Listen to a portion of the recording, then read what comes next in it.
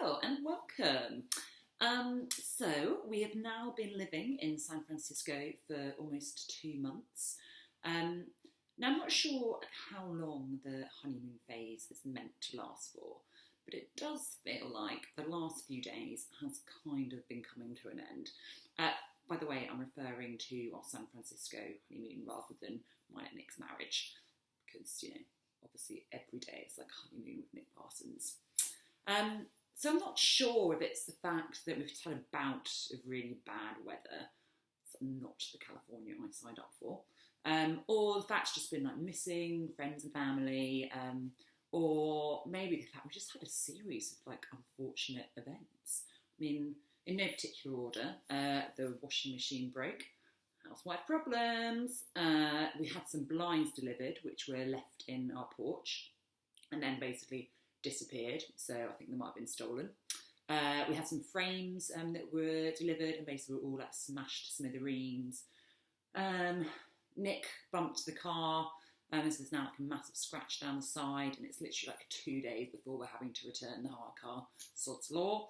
And yeah, what else? Oh yeah, my volunteering position came to an end, which basically means it's like back to the drawing board. And I swear by God, it's like harder to find a volunteering position than it is to find like a paid job back in London. Ridiculous. So yeah, so I apologise for the fact that actually this week's video is probably just pretty dry and pretty depressing. But it's all in the cell. Enjoy. Nick finished work early on Friday, and before he had a chance to even take his shoes off, I shoved him out the door to take advantage of happy hour at an Italian tapas bar near where we live. I thought the best idea would be order one of everything from the $5 menu. Nick says stingy, I say savvy. And who knew macaroni, cheese and moules mariniere would go so well together? On Saturday, we discovered our washing machine wasn't working, so braved our first trip to the local laundrette. Sit and spin. See what they did there?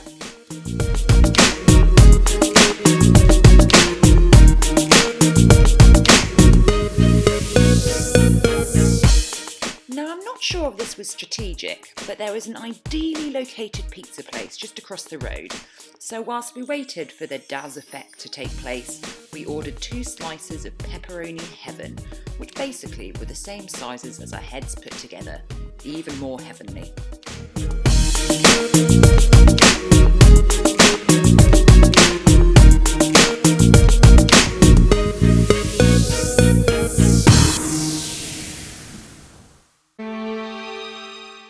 So after a glamorous morning in the laundrette, we decided to brave the weather, get out of Castro and take a drive up to Twin Peaks. We'd been told that when it's cloudy, you can sometimes get amazing shots of some of the taller buildings creeping out of the clouds. Not today, just cold, wet and mildly depressing. Just as an FYI, this is what it looks like on a good day. We woke on Sunday to find that the weather was still pretty dire. We were meeting my cousin later that day, who was staying just outside of San Francisco for business, so we thought it would make sense to make a day of it, and because of the rubbish weather, decided to hit up a retail park near there, Gilmore Premium Outlets. It turns out there isn't anything particularly premium about Gilmore Outlets, but we did manage to fit in a cheeky Big Mac and some Nike porn for Nick.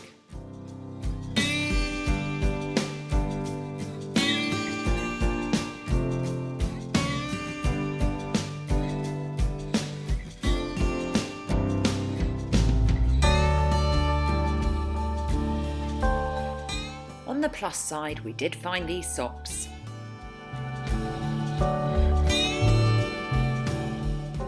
So after a bit of a washout of a day and a weekend bout of rain-induced homesickness, nothing like rain and McDonald's to make you think of home, we took the Pacific Highway down to meet my cousin. The rain cleared, and it was here that the good old California gods reminded us why we loved it.